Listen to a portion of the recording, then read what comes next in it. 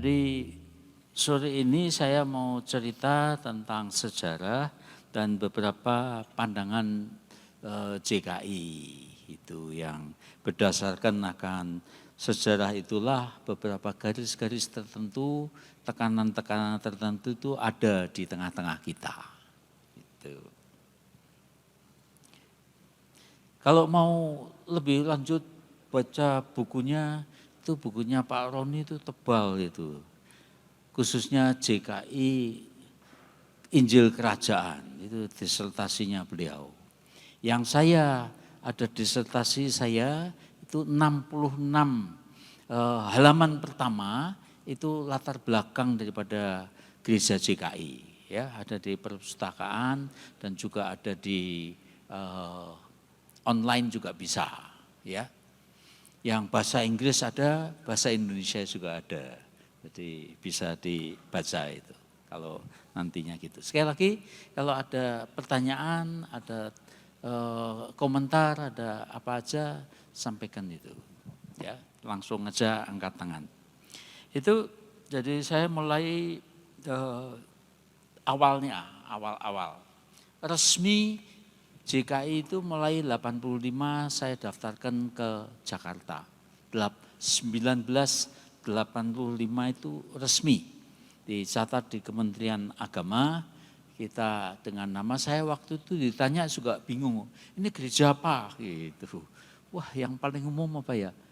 Ya sudah, kalau Gereja Kristen Indonesia kan sudah ada GKI, ya kan?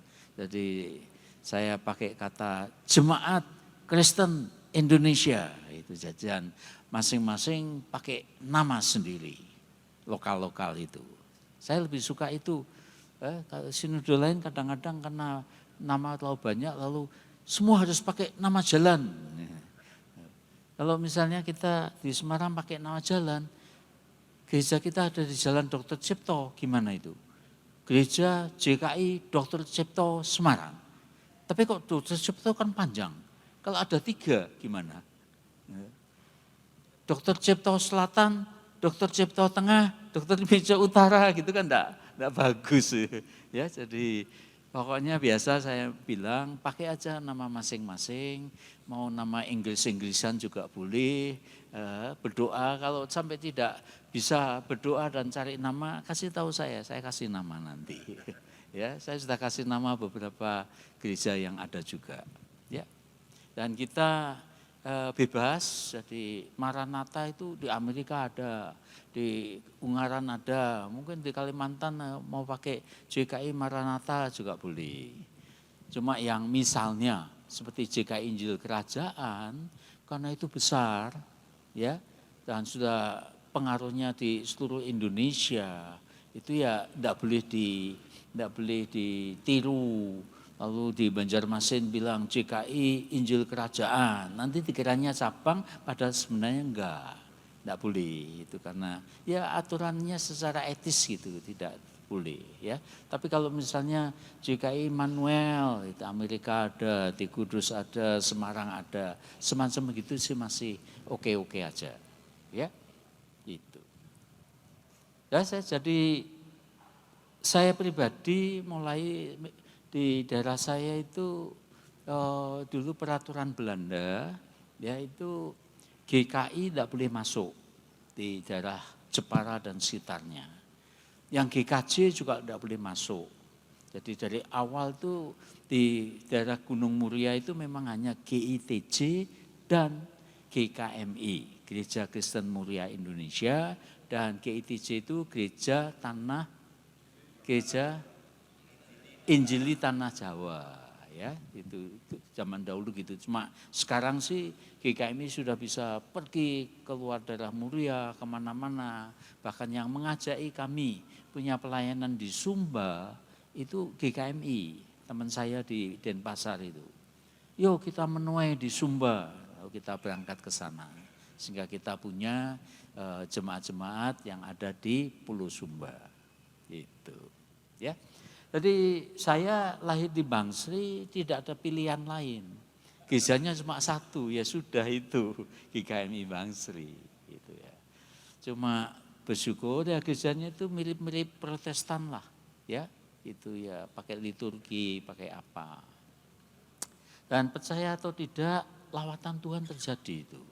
Ya tahun 1967 saya masih mahasiswa, itu sekelompok anak-anak muda itu kita mau mengadakan namanya konferensi pelayan ladang Tuhan, itu yang pertama kali. Ya, bahkan Meltari tidak kita undang bisa kesasar sampai di sana. Like a Mighty Wind itu bukunya itu ya, zaman dulu itu tahu-tahu dia datang, belum ke luar negeri sih dia. Itu ya. Pembicaranya pada waktu itu kita KKR di Keling, KKR di Kedung Penjalin, dan KKR di Bangsri.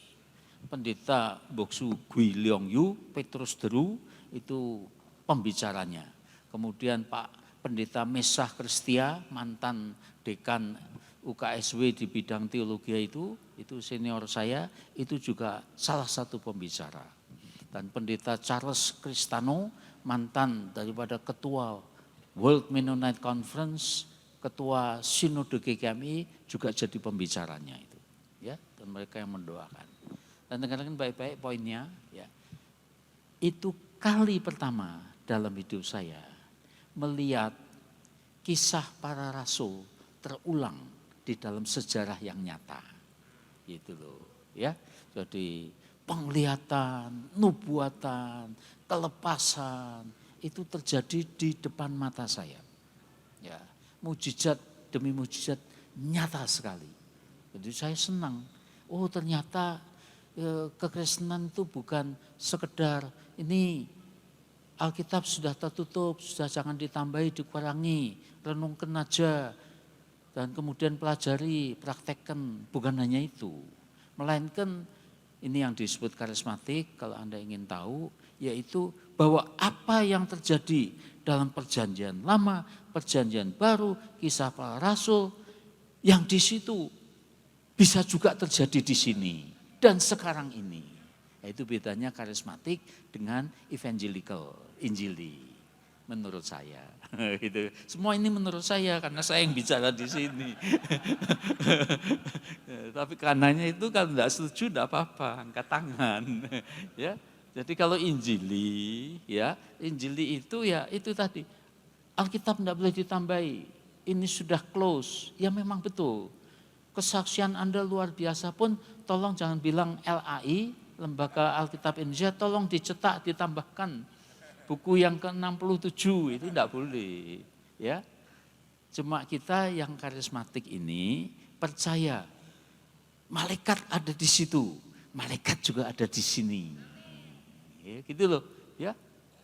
Jadi itu karismatik, makanya dari awal yaitu salah satu ciri khusus daripada JKI itu tidak anti karismatik.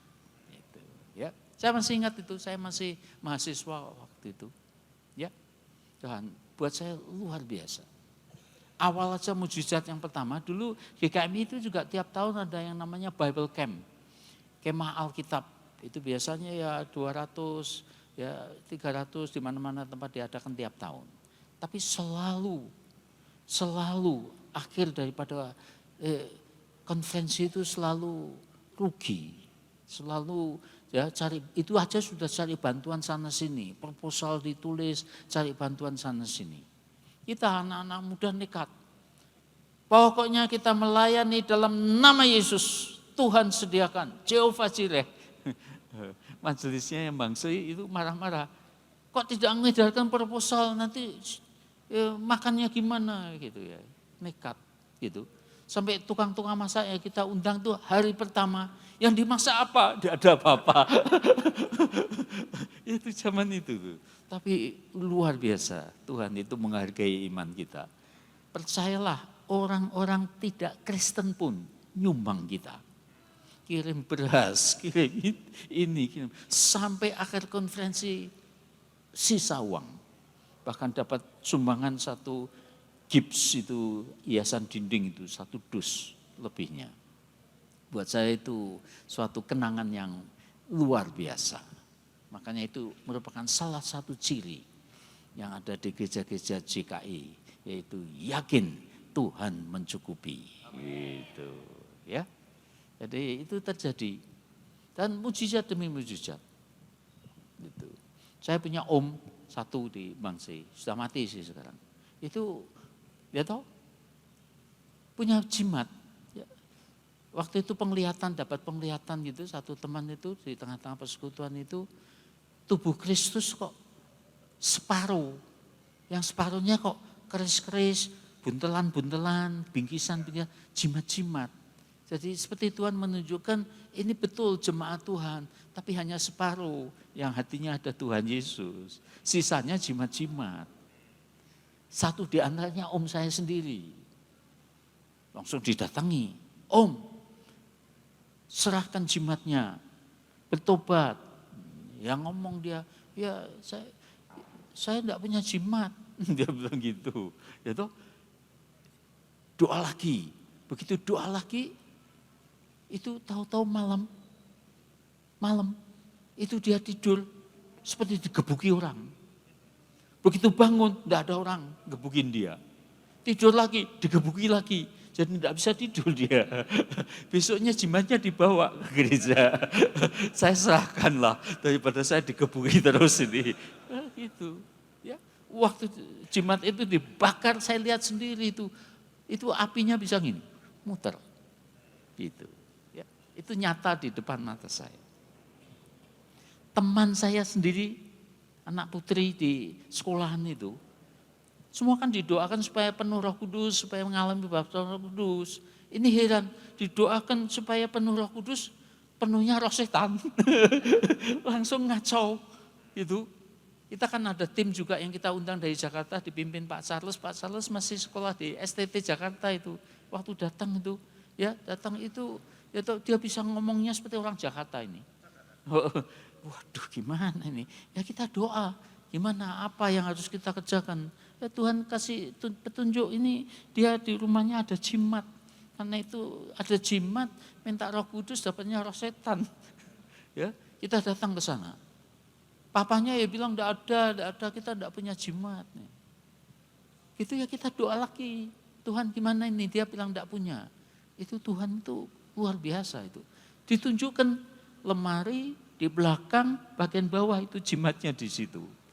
Om, jimatnya ada di lemari, dekat kitchen, dekat dapur itu, dan di bawah itu jimatnya. Ya tidak bisa apa-apa. Ya, langsung kita ke sana dibuka memang betul. Itu. Ya, jadi kenyataan demi kenyataan yang ajaib Tuhan tunjukkan di dalam kehidupan kita. Ya, jadi mulailah kegerakan karismatik di tengah-tengah gereja GKMI itu. Itulah ceritanya. Itu gereja GKMI itu yang lama itu persis depannya tuh alun-alun kecil gitu. Dan hari itu ada perayaan di sana. Jadi kita juga sedikit takut, kita kumpul-kumpul di gereja, tapi ini ada ratusan orang di alun-alun. Dan mereka pada datang juga dari jendela, ngintip, lihat-lihat gitu, kita takut. Begitu kita berdoa, itu seperti Nabi Elisa itu. Itu kita beberapa, minimal 2 orang, langsung dapat penglihatan. Malaikat-malaikat Tuhan mengelilingi gedung gereja. Ya, itu nyata. Itu loh, ya. Jadi dari awal seperti itu. Itu sehingga mulailah nama Sangkakala itu sebenarnya paduan suara yang ada di Bangsri. Hingga kita pakai kata Sangkakala itu. Muncullah persekutuan doa yang namanya Keluarga Sangkakala. Dan nanti sampai di Bandung, sampai di Semarang gitu. Ya, itu mulai awal-awal zaman dulu itu begitu. Itu. Dan waktu itu ya tidak semua sih dari pimpinan GKMI itu setuju dengan bahasa roh. Zaman itu malah tidak ada kebaktian lalu ada back singers gitu-gitu, tidak ada. Itu mereka marah-marah malahan. Itu kok di gereja ada sinden-sinden, penyanyi-penyanyi itu kenapa? Zaman dulu itu hanyalah ya pendeta itu yang memimpin, ya nyanyi, ya apa semua gitu. Satu orang kan. ya, tapi itu permulaan awal-awal dulu. Gitu. Nah, saya mendapat seperti panggilan untuk jadi pendeta. Kita ini, saya Bang Sri itu termasuk satu di antara keluarga yang lumayan miskin sebenarnya. Gitu loh. Ya, jadi kita diperintahkan untuk sekolah setinggi-tingginya, memperbaiki sosial ekonomi. Jadi adik saya dokter, kakak saya dokter, sekarang sih cucu ponaan aja sudah dokter. Ya, tapi dulu kan mulai-mulai itu. Gitu, cuma untuk menaikkan. Dan saya sendiri juga setengahnya dipaksa sekolah kedokteran. Gitu. Ya diongkosi, cuma hati tidak damai itu. Tidak damai, saya ingin melayani. Ya, beberapa malah lebih nekat dari saya kok. Mau lulus SMA aja keluar untuk pokoknya memberitakannya seperti Pak Handoyo itu. Ya, tekadnya seperti gitu itu. Ya, sudah tidak peduli yang lain, pokoknya melayani Tuhan sampai Tuhan datang gitu. Ya, saya minta izin sebenarnya mau pindah sekolah teologi ya, tidak boleh lah. Ya, kakak saya yang hakim itu yang paling galak di dalam rumah tangga saya itu. Itu anaknya namanya Dr. Paulus di Ungaran itu anaknya. Ya, hakim itu kalau ngomong semua orang kan dianggap terdakwa. Iya itu. Baca buku sosiologi. Ngomongnya gitu kok. Kamu ini dipengaruhi teman-temanmu. Gitu ya. Sampai saya ini gimana ya, umur 19 tahun ya, harus tunduk pada keluarga, gimana ini. Ya, ini kesaksian pribadi sih. Malam saya berdoa, Tuhan tolong berilah tanda, berikanlah pimpinan khusus apa supaya saya mantap hati saya. Gitu. Saya indekos itu di Kampung Kulitan namanya, Semarang. Itu ada gang kecil di dekat Mataram itu. Saya indekos di situ. Itu saya doa kira-kira jam-jam 9:30 malam itu. Itu seperti mendengar suara saya di telinga bukan di hati. Orang mengeluh gitu, merintih gitu. Roh Kudus seperti berbisik, kamu satu orang dengar enggak ada orang merintih, ada orang mengeluh. Ya dengarlah Tuhan. Saya enggak tahu mungkin teman endekos ditinggalkan pacarnya atau gimana mungkin ya. Pokoknya merintih gitu. Terus seperti Roh Kudus berbisik, satu orang kamu bisa dengar. Jutaan jiwa kok enggak bisa dengar itu gimana gitu loh. Roh Kudus seperti ngomong gitu. Satu jiwa kamu bisa dengar fisik. Jutaan jiwa orang mengeluh, merintih, mau masuk neraka, oh kamu enggak bisa dengar itu gimana. Itu nangis saya. Malam itu saya ambil keputusan. At any cost, apapun terjadi, saya mau jadi hamba Tuhan. Gitu, itu nekat. Gitu, keputusannya malam itu. Itu keputusan ya. Dan memang betul-betul jalannya tidak lancar, tidak smooth, melainkan ya melawan keluarga dan ya praktis tidak ada yang mendukung. Jadi pergi itu bawa uang 100 rupiah saya dari Bang Sri jam 5 pagi. Bisnya masih ingat saya, bis Rejo Mas namanya. Bang Sri, Melonggo, Jepara, Pecangaan, Mayong, Kudus, jalan Welaan tidak bagus. Jadi Kudus, Demak, lalu masuk Semarang. Ya, gitu, itu ceritanya gitu. Bawa uang berapa? 100. Karcis bis berapa? Bang Sri Semarang, 75. Tinggal 25. Setan tuh senang intimidasi. Sampai Semarang, nekat-nekat sendiri, fanatik-fanatik sendiri. 25 tinggal uangmu, naik becak, tamat riwayatmu. Itu takut ini. Takut gimana? Mencangkul aku tidak kuat, mengemis aku malu kan. Gimana ini? Itu. Saya dengarkan ini teman-teman, ini mujizat pertama keuangan dalam hidup saya. Makanya saya kalau soal keuangan itu sedikit berani saya. Utang-utang sedikit juga berani. Itu mujizat pertamanya. Itu. Bisnya masuk Semarang, uangnya tinggal 25, Raden Patah, belok kiri Widoarjo, terus Dr. Cipto. Itu terminal bisnya ada di Sriwijaya sana zaman dulu. Ya, tekan depan daripada kebun binatang itu. Saya berhenti di pasar Dargo itu. Begitu kakek saya mau, masih di bis, masih di banciknya. di trapnya. Belum saya turun. Itu ada orang lewat naik sepeda, kenal saya. Itu. Terlambat 5 menit, tidak akan ketemu. Kecepatan 5 menit juga tidak akan ketemu. Itu namanya divine appointment. Kairos ilahi. Persis. Adi, ada surat buat Anda, dia bilang gitu. Rumahnya Senjoyo, jadi menghemat tidak naik becak, jalan kaki saya ke situ. Begitu saya sampai rumahnya jalan kaki, surat diberikan saya buka, 3.000 rupiah. Itu pengalaman yang pertama soal keuangan. Ya, makanya selalu harus belajar kesempitan, itu kesempatannya. Tolong jangan dicari jalan alternatif sendiri. Jangan, rugi Anda. Ya, itu 3.000 rupiah. Nanti teman-teman ngumpulkan tambah 1.000. Dapat dasi 1, dapat Alkitab 1 juga. Untuk ke Jakarta. Buat saya luar biasa. Itu. Dan itu terus nanti. Iman bertambah. Itu. Malah nanti tingkat 4 di Jakarta, ambil sarjana S1, zaman dulu namanya sih sarjana muda. Ya. Sarjana itu dulu 6 tahun, yang semuda 4 tahun. Itu saya sudah naik, sudah berani berdoa.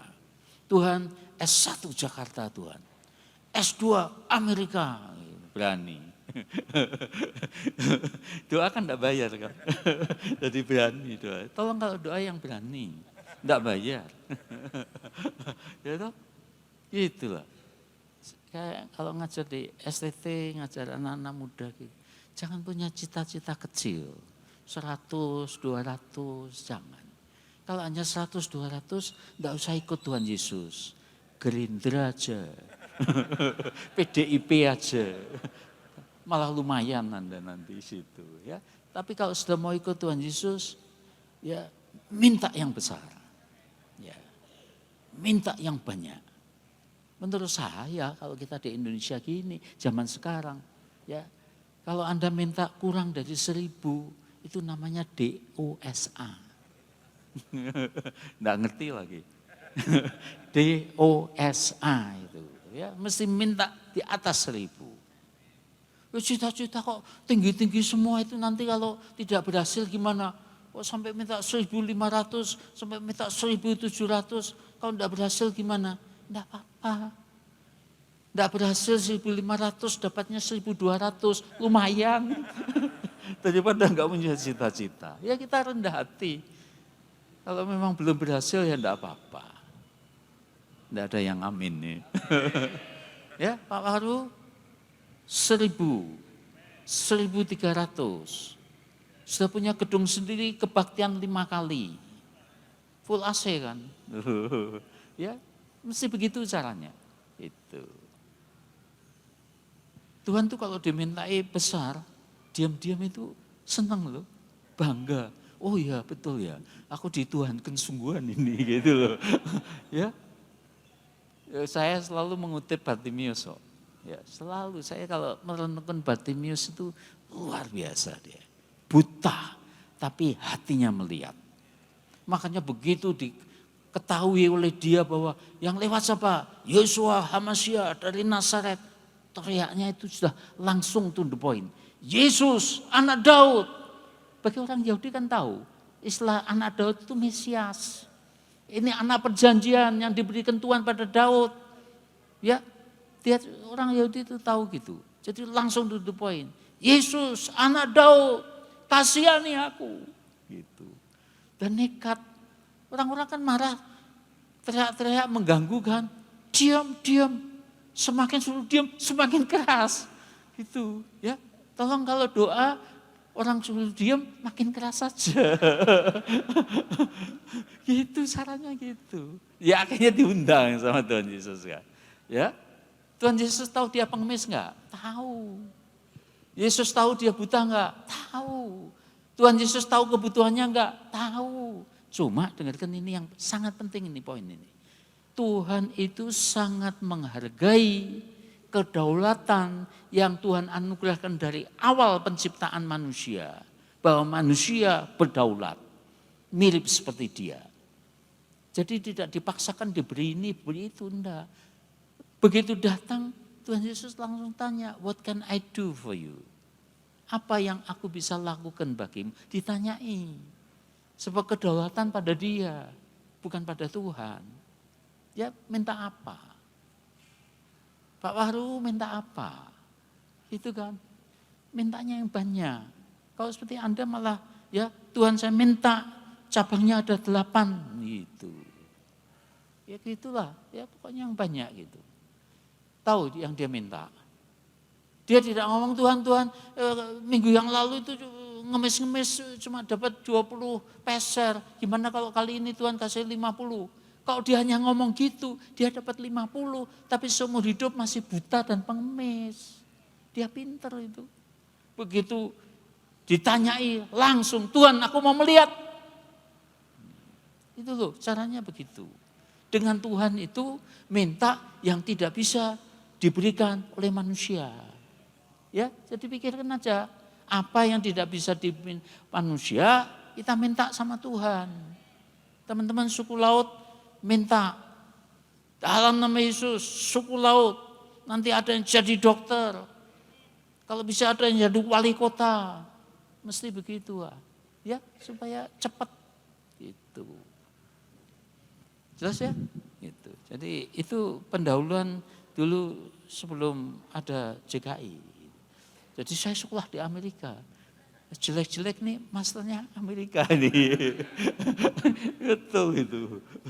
Jadi tahun 76 saya selesai. Lumayan dapat 2 master loh. Ya, satu dari Mennonite Brethren Biblical Seminary di Fresno, MDiv, Master of Divinity, satunya dari Fuller, MTH, Master of Theology di bidang misiologi. Dan saya senang sebab itu sekolah pertama yang memberikan tentang pertumbuhan gereja dan mission. Gitu, ya, dan penemunya ada di situ. Zaman saya sudah umur 80, saya bersyukur masih mengajar. Donald McGavran itu. Itu saya pulang dari Amerika, 2 master ya, ada bangganya itu. Jadi dosen bisa enggak? Bisa, sudah pasti bisa. Saya daftar UKSW pasti terima. Itu saya dosen di AKWW di sekolah Mennonite kita yang di Pati. Zamannya Pak Mesah masih di sana, ngajar di sana. Itu. Jadi pendeta kota bisa.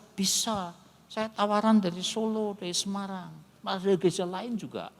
Fasilitas mobil dan rumah langsung itu.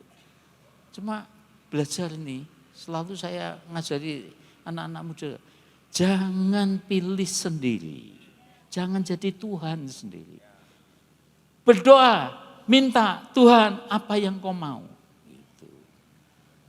Waktu saya berdoa gitu tuh, herannya Tuhan maunya pergi ke desa. Dirikan yayasan kecil, pelayanannya pada orang-orang sederhana. Di Semarang pun bukan di jalan besar, di Karanggendeng. Kampung, persekutuan doanya di bawah, ibu-ibu, bapak-bapak. Sampai selama tahun-tahun itu saya bertanya, lalu teologi saya untuk apa ini? Rasanya begitu. Makanya gereja JKI pertama itu ada di Sametan sana, bukan di kota. Itu ya. Tapi saya sekarang baru tahu bahwa itu sebenarnya biji sesawi. Kalau dirawat jadi ratusan gereja. Gitu loh. Saya nggak tahu gitu tuh. Dulu nggak tahu, hanya mikir-mikir aja. Kalau dulu saya jadi dosen di UKSW, hari ini sudah dipaksa pensiun saya. Ya mungkin dapat 4 juta, 5 juta lah. Ya toh? Tapi 4-5 juta bagaimana bisa nyekolahkan anak di Biola University? Bagaimana anak saya bisa di Pepperdine University? Ya toh? Satu-satunya yang tahu gaji saya itu hanya Bu Tina ini. Tolong jangan diceritakan Bu. Ya, di Amerika itu.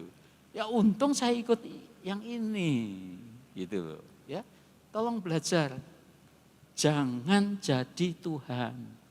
Jadi serupa dia, segambar dengan dia boleh. Itu nanti hasilnya luar biasa. Semua kita. Ya itu tahun 76 mulai itu dan kita mengadakan kegerakan-kegerakan menurut saya luar biasa. Yang salah satu ini kita hanya highlight aja, hanya yang pokok-pokok yang besar. 79 itu terjadi kegerakan. Orangnya masih hidup, Billy Sindoro. Kakaknya itu orang full timer kita pertama, Rianto Sindoro, yang sekarang sudah meninggal di Amerika. Ya, itu tuh luar biasa. Billy ini ya satu hari bisa ngomong dengan saya, pulang dari Sampetan tuh. Pak Adi, saya juga ingin teman-teman SMA saya bisa mendengar Injil. Malam ekumene pertama. Ya, iya gitu, ya sudah. Siapa diundang? Pak Damaris undang. Gitu. Jadi dia naik kereta api dari Semarang ke Bandung mengundang Pak Damaris untuk KKR, Kebangkitan Rohani, tanggal 1, 2, 3 Maret. Ya, mungkin Pak Andoyo itu bertobatnya di situ itu mungkin ya, atau di Persekutuan Doa, tapi ikut-ikut itu. Ya, itu luar biasa itu. Memang seperti atmosfer kehadiran Tuhan itu kuat sekali. Gedung Pemuda Semarang zaman itu. Ya. Pak Damaris, dia pergi anak muda seenaknya kadang-kadang. Terlambat sampai stasiun itu terlambat, keretanya sudah pelan-pelan jalan. Cepat-cepat lari, Pak beli tiket Pak. Untuk besok dek, enggak yang hari ini. Lah itu keretanya sudah jalan pelan-pelan kok, mau apa? Tapi tetap dia beli. Langsung cepat-cepat dia masuk. Itu kereta sudah jalan tuh, tahu-tahu sampai di sebelah sana, lampunya sudah mulai kecil, kelihatan dari jauh itu, tahu-tahu berhenti. Tahu-tahu mundur. Oh, itu luar biasa, mundur itu betul. Begitu sampai di stasiun lagi, semua pintu terbuka. Dia langsung lari cari tempat duduknya. Saya nggak tahu kok bisa mundur itu gimana. Menurut saya itu mungkin masinisnya, sopirnya itu lupa kacamata itu. Menurut saya lupa kacamata dia. Oh iya, tadi saya minum kopi di sana itu lupa kacamata, jadi dia mundur. Kan terserah dia, itu kereta api yang dia setir itu. Lari masuk ke kafetaria, Bu, tadi kacamata saya di mana? Bapak tadi duduk mana ya? Dilihat, enggak ada di situ. Ibu punya kafetaria bilang, enggak ada. Bapak duduk di mana? Situ pas sana itu. Tahu-tahu dia bilang, oh ini apa? Masih di sini. Dia lupa kacamata yang dipakai itu. Ya sudah Bu, terima kasih Bu, lari ya. Menurut saya begitu ceritanya. Pakai kacamata, lupa pakai kacamata. Gitu loh. Ya, Tuhan ya tolong supaya Billy ini bisa sampai ke Bandung. Dan betul nyampe ke Bandung pagi. Ketemulah, ya nginep semalam di sana. Tapi pada Maris lihat tanggal 1, 2, 3 Maret sudah ada appointment, sudah ada jadwal pelayanan Jakarta. Ya enggak bisa. Enggak bisa. Sudah dia enggak, orang yang punya integritas tidak membatalkan pelayanan seenaknya karena ada undangan lain. Enggak. Ya dia hanya bilang, sudah ini ada jadwal sana, ya doa aja, mana Tuhan nanti atur. Itu. Biasanya ngomong gitu. Siangnya itu dia surat datang itu dibuka, ternyata panitia Jakarta ngomong dalam suratnya, mohon maaf sekali ada ini itu, kami harus tunda. Langsung Pak Damaris ngomong, Semarang, ini Kairos Semarang, ada sesuatu di Semarang. Betul itu, 300 anak-anak muda maju ke depan, bertobat. Itu tanggal 1, 2, 3 Maret yang ada. Dan beberapa itu tokoh-tokohnya yang sekarang ini. Menurut saya mungkin zaman itu yang bertobat itu termasuk Sony Mandagi, Bambang Budianto, Jimmy Untoro, siapa-siapa itu mungkin hari-hari itu. Itu Maret, wah kita senang sekali. Langsung Agustusnya kita undang Jeremy Arim. Kali ini bukan gedung pemuda, gedung yang dulu ada di Pancasila, Wisma Pancasila yang ada di lapangan itu, lapangan apa itu? Nah, 45, Simpang 5, itu ada gedung lebih besar. Kita kalau mengadakan Kebun rohani itu biasanya di gor itu muat 5.000 di situ. Itu loh, ya itu luar biasa itu. Bukan lagi 300 yang bertobat, 2.000 anak muda bertobat. Langsung malam ekumene di Kudus, di Pati, di Semarang itu terus berjalan tiap tahun. Kemudian Salatiga di Bandung, sampai di LA, sampai di luar negeri. Malam ekumene terjadi itu. Yang menurut saya api Roh Kudus di Indonesia, menurut saya sampai hari ini masih gereja-gereja yang terbuka itu akan mengalami itu, ya, termasuk gereja-gereja kita sekalian. Itu tahun 76-an sudah terjadi dan terus saya tidak pernah, ya itu yayasan pekabaran Injil, saya tidak pernah mimpi untuk dirikan gereja, enggak lah, gitu. Ya, jadi kita mengadakan khusus namanya kebaktian karismatik di Gedung Pemuda. Untuk memberi tempat bagi mereka-mereka yang sudah kecipratan api Roh Kudus dari berbagai gereja Katolik, Protestan, supaya ada tempat mereka untuk bisa berkarismatik, itu kita adakan di situ. Ya biasanya dimarahi orang-orang, itu marahi sih. Saya dipanggil sama pimpinan sinode kami, panggil gembala jemaat. Kamu nanti sesat. Ya, karena penasehat teologi, ilmu membantahnya ada sedikit. Ya ginilah, tolong kami jangan divonis begitu. Kalau ini sesat, bahasa rohnya itu palsu, tolong kasih tahu yang asli gimana gitu kan. Saya tantang gitu kan. Nggak ngomong gitu. Nanti malah saya kutip-kutip ayat kitab suci. Loh, doa malam juga dimarahi kita. Anak-anak muda doa malam nanti ada apa-apa, gimana ini gitu. Itu loh, saya bilang doa kok dimarahi itu gimana? Itu kitab suci, kisah para rasul, Petrus di penjara, itu jemaat malam-malam berdoa itu. Rapat malam-malam enggak ada dalam kitab suci. Saya gitu kan. Langsung diem mereka. Rapat majelis malam-malam itu enggak ada dalam kitab suci. Doa malam ada, saya gitu kan. Kita sudah sekolah teologi ya, jadi ilmu bantahnya ada sedikit-sedikit. Dulu. Sekarang sih sudah enggak saya. Sudah pasti kita ini dimarahi. Kalau ngadakan KKR itu aja sudah digosipkan. Mereka bukan cari jiwa, cari kolektor. Gitu kan ya sakit lah. Tapi kita pakai policy, pakai kebijaksanaan. Anjing menggonggong, kafilah berlalu. Ya kan? Iyalah, kita murni, kita gitu ya. Betul, mereka nggak tahu bahwa untuk ngadakan KKR itu uang jajan kita beri. Kita korban. Itu aja seringkali bingung karena belum bisa nutup. Zaman itu tuh Fran Darumes yang kita undang penyanyinya. Sandra Sanger itu kita undang penyanyinya. Pernah terjadi itu waktu itu mungkin Pak Petrus Agung itu yang ketua panitia. Kolektor pertama enggak cukup. Ya terpaksa kolektor kedua. Ya terpaksa lah. Gitu ya. Kolektor kedua enggak cukup lagi. Mau kolektor ketiga sudah enggak sampai hati saya. Ya sudah enggak tahu saya. Saya enggak tahu gimana mencukupi nanti, ya kita hanya berserah kepada Tuhan. Tapi pernah terjadi mujizat itu. Masih ingat saya, Fran Darumes itu penutupan. Enggak kita minta loh, enggak ada pesan sponsor itu. Tahu-tahu dia maju ke depan di gedung olahraga itu, ribuan orang datang itu, tahu-tahu dia ngomong, saudara sekalian, ini bukan pesan sponsor, panitia enggak ngomong apa-apa, tapi saya digerakkan Tuhan. Ya, kita harus memberkati event ini, kita memberkati akan acara ini dengan baik. Kolektor enggak akan dihindarkan. Kalau sungguh-sungguh Anda digerakkan Tuhan, maju ke depan. Ini panggungnya, tempat kolektor kita.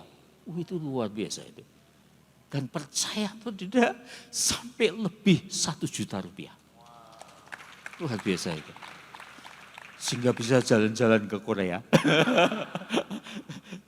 Kita kan ada tamu dari Filipina, dari Malaysia, dari Korea, ya toh. Jadi tuan rumah terus-menerus enggak enak. Melayani kan. Kita mau jadi juga tamu-tamu, kita keliling Filipina, Hong Kong, 5 negara itu. 7 orang anak muda itu, zaman itu. Itu, ini betul-betul ini kejadian. Saya tulis dalam disertasi saya. Itu cuma saya tidak senang karena yang dilemparkan di panggung itu bukan hanya uang. Ada yang melemparkan kacang, ada yang melemparkan permen Davos, ya, yang sudah dibuka lagi. Jadi hati saya sudah enggak usah memberi, ada memberi, masa begitu gitu. Hati saya enggak enak. Orang kok Kristen kok sampai hati gitu. Pikiran saya. Sabtunya saya pergi ke Taman Getsemani ikut kebaktian. Sabtu siang, Sabtu pagi itu.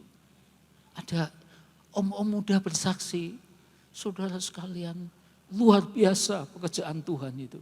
Saya ikut kebenarannya sangkakala itu. Waktu ada persembahan terakhir saya sudah tidak punya apa-apa. Adanya kacang sama Davos. Oh, dari orang ini yang ngasih itu. Tapi luar biasa loh. Besoknya saya langsung dipanggil brand manager untuk dia dapat pekerjaan. Langsung saya juga bertobat.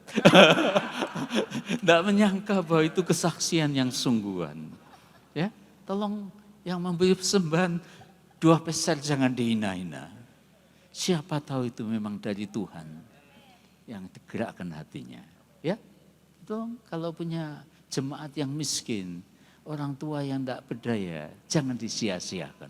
Siapa tuh tahu itulah malaikat Tuhan yang diutus ke tengah-tengah Anda.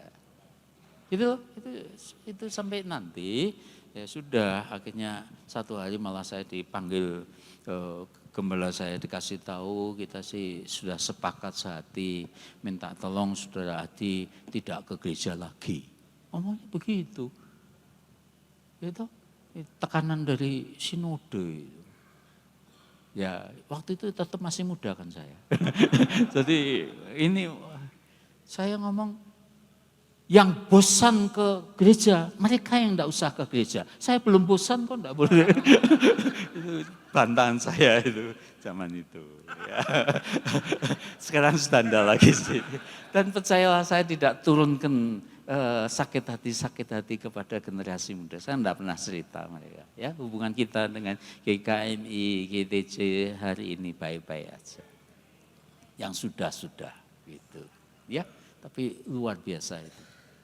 Sehingga akhirnya tahun 85 ini ceritanya kita sudah punya gereja di Sampetan, gereja berikutnya di Ungaran, itu ya itu harus gereja kota itu agak kurang ajar tuh betul. Kalau dikasih gereja desa enggak mau, rugi katanya. Ya, jadi mau diapakan ini? Ya sudah, akhirnya saya ngalah, saya ke Jakarta sama pendeta Sony, kita daftarkan. Jadi JKI pertama 1985. Itu ceritanya seperti itu.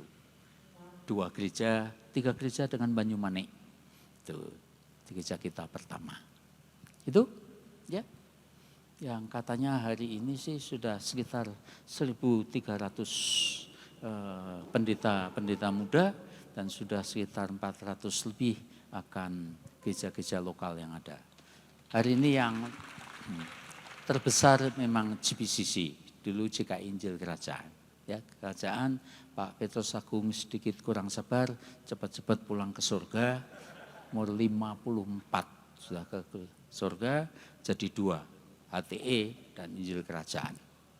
5.000-an kira-kira masing-masing. Ya, GBCC saya dengar sudah di atas 20.000. Jadi sekarang GBCC yang paling besar. Kalau ke Jakarta saya anjurkan mencicipi kebaktian di sana. Ya, katanya sudah harus online, daftar dulu dan sebagainya. Gitu. Itu ceritanya kita jadi itu. Itu nanti beberapa value, pandangan-pandangan tertentu saya akan sampaikan.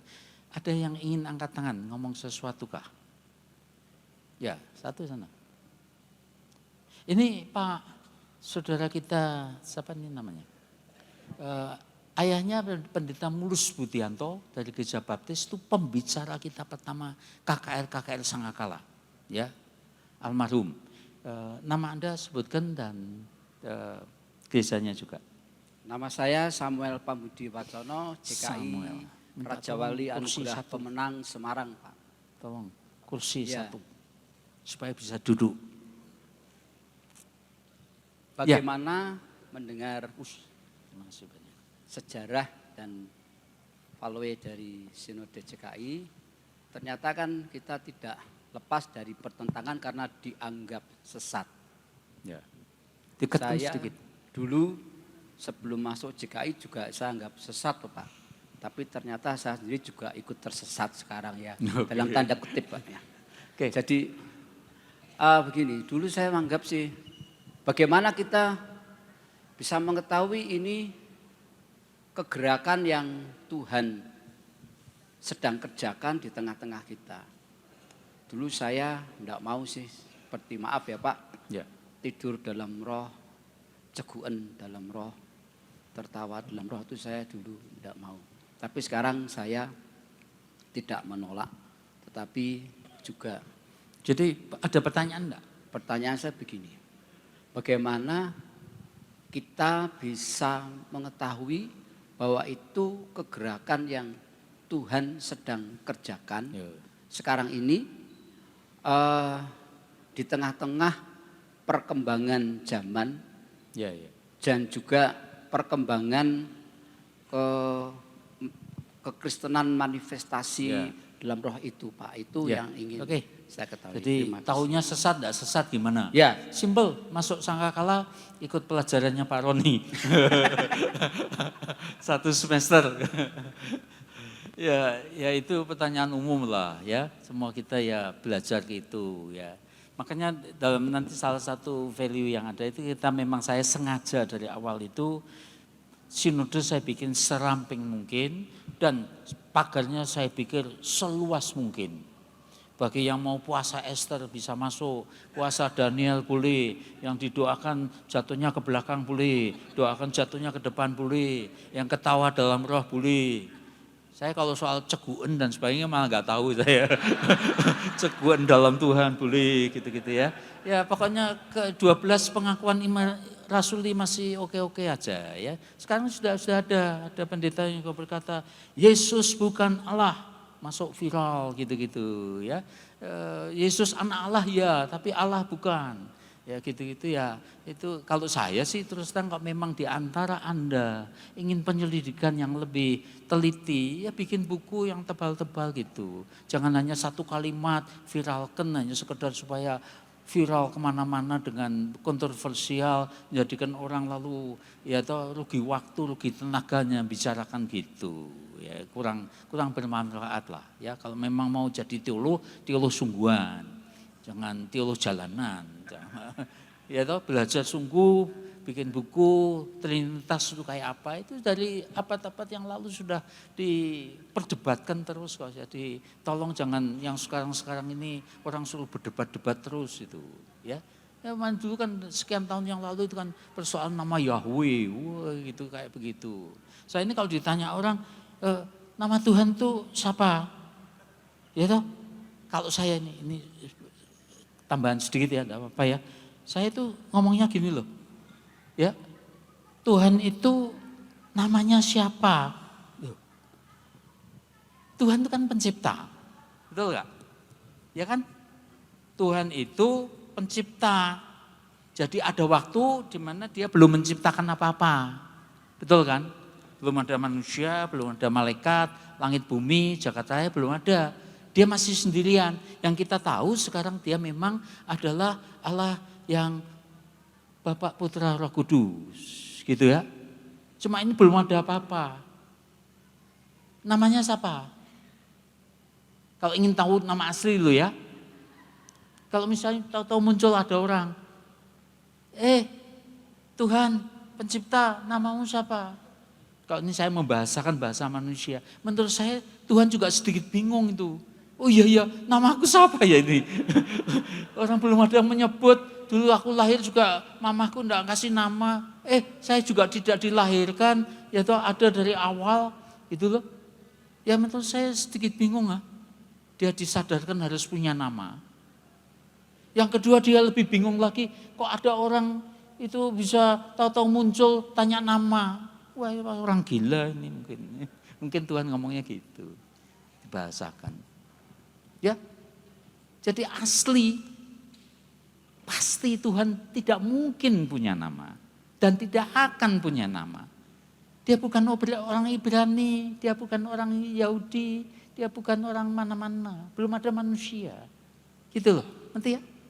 Makanya waktu Musa tanya, engkau mengutus aku itu namamu siapa Tuhan kalau aku ditanya? Aku ya aku adalah aku. Tahu bahasa Jawanya? Bahasa Jawanya itu kowe aja cerewet. Itu bahasa Jawanya. Enggak bisa ngerti. Ya, aku adalah aku. Dosen saya ngomong mungkin kata adalah, be, is, itulah muncul yang disebut YHWH itu. Mungkin hayah itu dari situ, adalah itu. Yang muncul nanti kata Yehova, kata Yahweh mungkin dari situ. Ya, sampai hari ini kan tidak ada konsonan hidupnya. Itu kan, ya. Tapi ini persoalan lain lah. Itu ya, jadi itu Pak, jadi kita dari awal memang memberi pagar soal-soalnya, cuma jangan dilompati. Kalau istrimu tambah satu, diundang-undang kami sinode akan datang. Ya toh, ya kita tidak ada poligami, kita akan kasih tahu.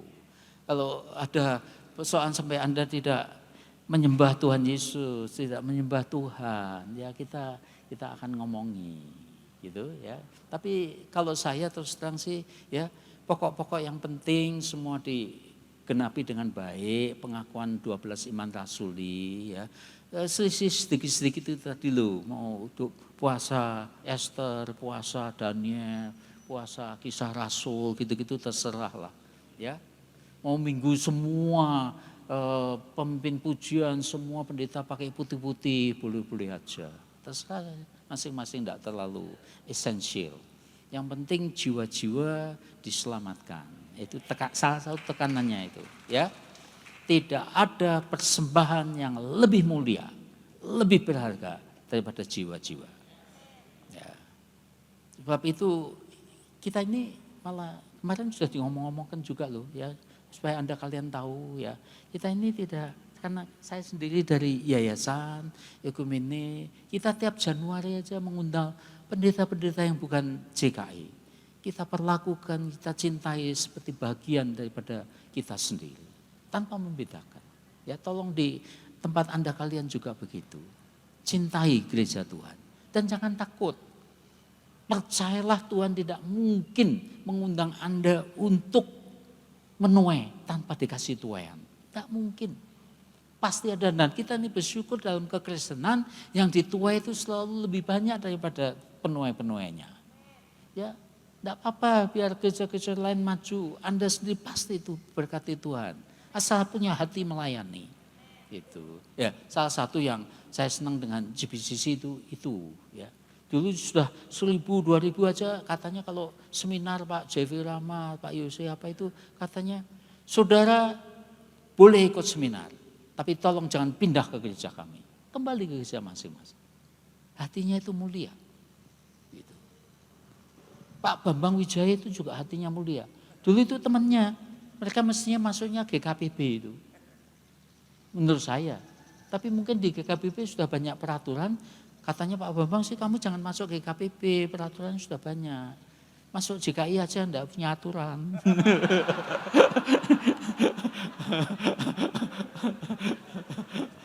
Gitu. Ya sampai hari inilah.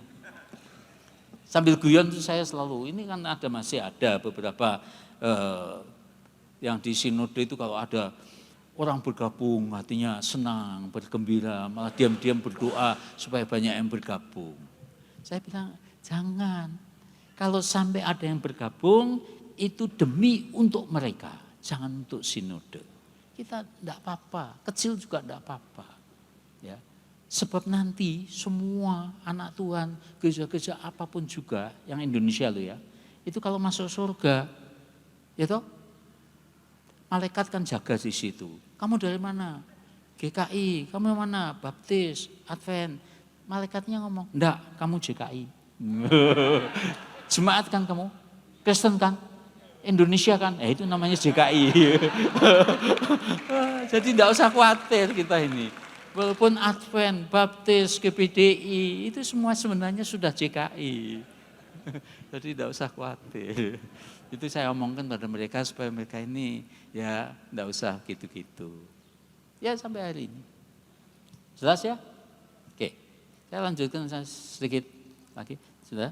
Jadi salah satu yang selalu saya tekankan ya itu tadi. Percaya bahwa Tuhanlah yang menjadi sumber berkat kita sekalian. Jadi dari awal saksian, Tuhan cukupi uang dan sebagainya. Itu membuktikan bahwa dulu terus terang saya kasihan perintis-perintis gereja itu ya dulu kita di sinode itu semua yang merintis tiap bulan kita kasih uang. Gitu. Cuma kelihatannya hasilnya kurang. Imannya seperti dinina bubuhkan. Jadi tidak kuat. Nanti sudah 6 tahun, 7 tahun tidak mandiri, datang ke Semarang ke kantor saya ngomongnya, Pak gajinya kok tidak naik-naik. Ngomongnya gitu. Jadi tidak tahu bagus. Jadi ya sudah, saya sistem Pantekosta aja. Berkatmu itu pelayananmu. Kalau kamu anggotamu 500, anakmu sekolahnya di Semarang. 1000 UPH. Kalau anggotamu 2000, sekolahnya di Singapura, di Penang. 5.000 sekolahnya di Los Angeles, gitu. Berkatmu ya pelayananmu, itu yang paling mantap. Ya kita sendiri juga di sini bersyukur dari awal kita juga tidak minta bantuan misionari dan sebagainya. Dan dengan Anda kalian juga sudah dari waktu ke waktu saya tegaskan, persepuluhan memang kita ada di situ, tapi tetap harus dengan hati sukarela dan sukacita. Persembahan tanpa sukarela, sukacita nilainya kurang, tidak ada. Ya, jadi mesti dari hati. Bagi pendeta yang tidak memberikan 10% daripada income gereja lokalnya, tidak usah takut. Tidak akan dilaporkan polisi. Itu sudah jelas itu dari awal. Itu cuma kalau saya sudah kenal pada Ruben ini 9 juta biasanya saya BCI. Kamu tidak setia hal yang kecil, tak mungkin mengalami berkat yang maksimal. Belajar dari situ. Gitu. Ya, jelas ya? Jadi kita sinode atasannya tidak ada. Lalu perpuluhan kita sinode kemana? Itu tadi, kita cari jalan untuk memberkati gereja-gereja lain. Antara lain KPLT dan sebagainya itu. Itu saudara-saudara sekalian. Oke. Pertumbuhannya bagaimana selama ini? Ya, dari STT kita ngajarkan anak-anak untuk perintisan. Ya, Lampung itu termasuk anak STT itu dulu. Ya, tapi belum berhasil maksimal sebenarnya. Yang kedua dari persekutuan doa yang mau berubah jadi gereja minta naungan. Di Indonesia itu tidak seperti di Amerika, di negeri barat itu satu gereja mandiri boleh, tidak ada soal. Di sini harus bernaung. Dan waktu kita mau bernaung di PGI itu aja itu sudah itu didengungkan kok. Ada satu sinode yang itu gereja sesat, ada kawin dalam roh gitu. Betul itu, ya. Sampai kita panggil itu pejabat PGI itu datang sendiri untuk kita tunjukkan. Ya kita ya hanya mengenal pernikahan orang laki-laki, satu orang perempuan. Itu, ya. Dan akhirnya kita bisa masuk dan kemarin ini ketua PGI juga bisa hadir tengah-tengah kita. Ya, kita sudah anggota PGLI sudah lama. Dan nanti kalau saya sudah lihat bahwa Pantekosta kita memang betul-betul hanya bukan slogan, bukan hanya kita dikenal hanya sebagai karismatik, tapi tiap minggu ada penglihatan, ada nubuat, ada power evangelism. Itu menurut saya nanti kalau boleh malah saya daftarkan ke Persekutuan Pantekosta Indonesia. Jadi 3 keanggotaan kita. Itu sampai hari ini. Oke. Jadi Jakarta sekarang ada berapa? Ada yang dari Jakarta. Kita sekarang ada berapa gereja di Jakarta? Teman Jakarta sudah tidak ada di sini. Ya, berapa? Tidak tahu. Tidak tahu, kurang tahu. Ya. Sepanjang saya dikasih tahu sih di atas 70-an sudah. Ya. Saya itu dulu, saya kan gembala jemaat di Amerika. Itu kalau ada teman-teman dari Amerika pulang Jakarta, tanya saya, Pak, JKI di mana Pak Jakarta? Kita tidak punya. Semarang ada, Surabaya ada, Jakarta tidak punya. Gitu. Jadi saya berdoa, 2 tahun itu saya berdoa. Tuhan kasih satu gereja aja. Supaya kalau ada orang pindah dari Amerika ke Jakarta itu ada tempat gitu. Untuk mereka mau bernaung. Tidak ada itu. Teman-teman yang lama yang anak buah saya kalau saya ajai merintis gereja tidak mau. Pak Adi aja pindah Jakarta, ngomongnya gitu. Gitu. Saya bilang kalau saya pindah Jakarta saya tidak butuh kamu malah, saya bisa sendiri. Itu. Setelah 2 tahun itu ini Tuhan betul. Itu langsung ketemu teman lama. Punya toko kacamata di Karawaci. Teman lama itu. Kamu gimana, apa kabar? Yaitu saya masih keliling-keliling. Tapi Tuhan sudah bilang supaya saya tidak boleh keliling. Hari Rabu itu. Saya bilang, Minggu kebaktian di rumahmu. Saya bilang gitu. Betul. Langsung rumahnya dicat, kasih AC tambahan. Dia beli kursi 50 biji, beli mimbar 1, pakai speaker sedikit. Kebaktian di rumahnya. 37 orang datang. Termasuk satu ibu yang selesai kebaktian ngomong juga, Pak saya juga ada persekutuan Pak, dan kami mau jadi gereja. Cuma saya ini penglihatannya kok seperti ada orang lari bawa obor, sinar kemuliaan Tuhan. Itu, gerejanya Pak Madi itu. Ya, luar biasa itu, langsung dapat 2 gereja. Hari ini 70-an, termasuk GBCC. GBCC itu saya tidak begitu kenal. Pak Yose, Pak Jeffrey Rahmat itu Eropa, saya Amerika. Saya kenalnya itu dengan papahnya. Papahnya itu dulu pemimpin Jakarta Press Center. Saya khotbah di GIS itu nginepnya di rumahnya. Itu Pak Tony Rahmat itu. Ya. Cuma ketika anak-anak muda juga minta pelayanan, dilayani Pak Jeffrey Rahmat itu, ya kemudian mereka datang. Saya habiskan itu 60 orang di Hotel Peninsula. Tahun 99. Jadi tepat 25 tahun dan percayalah ini mungkin sudah rahasia umum bahwa nanti Oktober nanti ada pergantian gembala di sana. Ya kita doakan supaya jalan dengan lancar. Itu ya sekarang sudah 70-an gereja kita di sana. Itu pertumbuhannya ya begitu itu. Jelas ya? Oke. Tolong jadi jaga persahabatan dengan bagian tubuh Kristus yang lain di tempatmu masing-masing. Jangan berkelahi. Ya. Mengalah sekalah-kalahnya. Kalau saya malah ngajari jemaat saya ngomongnya gini. Jangan berkelahi, bukan hanya itu. Jangan bisa diajak berkelahi. Ya, kalau dia ngajak berkelahi, masa kita diam aja? Kitab suci itu malah ngomongnya ditampar pipi kananmu, berikan pipi kirimu. Ya kan? Itu, jadi ngalah sekala-kalanya ada apa-apa. Begitu ada pendeta di kotamu tidak senang sama kamu, langsung pergi ke mana itu? Holland Bakery. 1 dus kirim. 1 dus tidak mempan, 7 dus. Kalau mau ikut kitab suci 70 kali 7. 490. Sampai kalah, sampai kita tidak bisa diajak berkelahi. Ya, seperti itulah ajaran kitab suci. Nanti Tuhan sendiri yang menjadi pembela kita. Itu, ya. Oke. Jadi pertumbuhannya dengan berbagai macam itu, 1, jiwa-jiwa nomor 1. Ya, jadi tolong semua kita fokus bagaimana gereja Anda. Tidak bisa berkembang meluas. Ya, ini kota. Harganya mahal, ini aja 2 ruko sudah setengah mati rasanya untuk menggalang dana beli 2 ruko. Tidak bisa itu, punya cabang yang banyak, tidak apa-apa. Ya, sampai masing-masing, gitu. Ya, Lampung juga. Gitu. Karismatik itu jelas, kita, ya. Dan kita gereja-gereja luar negeri sudah disampaikan Bu Tina, ya kita ada di Australia, ada di Amerika. Ya, jadi pendeta kita yang tertua sekarang namanya Pak Robert Lehman. Itu tahun 81. Kita kegerakan anak muda itu kita berkata kita mau memberitakan Injil Los Angeles. Kita kumpulin uang itu uang kita dari Semarang itu.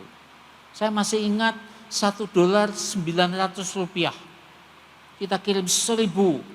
Yang namanya pendeta Herman Tan yang kita utus ke situ itu janjian kita setahun. Baru 11 bulan sudah tidak punya uang lagi kita. Jadi kurang 1 bulan. Ya, sudah meninggal sekarang. Luar biasa itu. Nah, ini Pak Robert Lehman ini seorang apoteker sebenarnya, lulusan ITB. Pergi ke Jerman untuk jadi orang kaya, lupa Tuhan dia. Dari Jerman dia merantau kembali ke California. Satu hari mau dipecat dari kantornya, ketakutan. Itu istrinya sudah mau ke gereja, cuma dia hanya mengantar. Nanti kalau mau pulang dijemput lagi. Itu Pak Lehman gitu. Pokoknya dia ketakutan tuh katanya, itu hari itu dia doa di kamarnya. Katanya dia berdoa itu ngomongnya aja, Tuhan kalau engkau memang ada, pakai kalau gitu. Kalau engkau memang ada ya tolong hamba, dia bilang gitu. Itu seperti dia ada tangan besar pegang kepalanya, ditekan kepalanya sampai ke karpet. Nangis dia, nangis. Besoknya ke gereja pertama pembukaan di Downey itu. Makanya dia jadi pendeta pertama itu di sana. Sampai hari ini masih hidup, sudah tua tapi. Ya, itu yang di Los Angeles gitu. Jadi kalau kalian ada yang kesasar ke California, ya datang ke gereja kami yang senang hati itu. Oke? Lewat STTS kita ingin supaya perintisan gereja, kita memberi beasiswa juga bebas, tidak ada ikatan apa-apa. Mereka mau kembali ke sinodenya ke gereja masing-masing, oke. Ya, yang paling bagus itu gereja lokal buka cabang. Ya, kemarin ini mestinya saya sudah pesan 1-2 teman tapi tidak ada yang berani ngomong. Sudah tak suruh ngomong dengan Anda kalian kalau dalam satu sesi itu. Saudara-saudara, pokoknya dalam 1 tahun sampai tahun depan, Juni akhir, semua gereja lokal harus buka satu gereja. Kalau tidak, pecat. Gitu. Nggak ada yang berani ngomong gitu.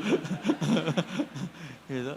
Yang bisa buka, dewasakan, kita kasih insentif.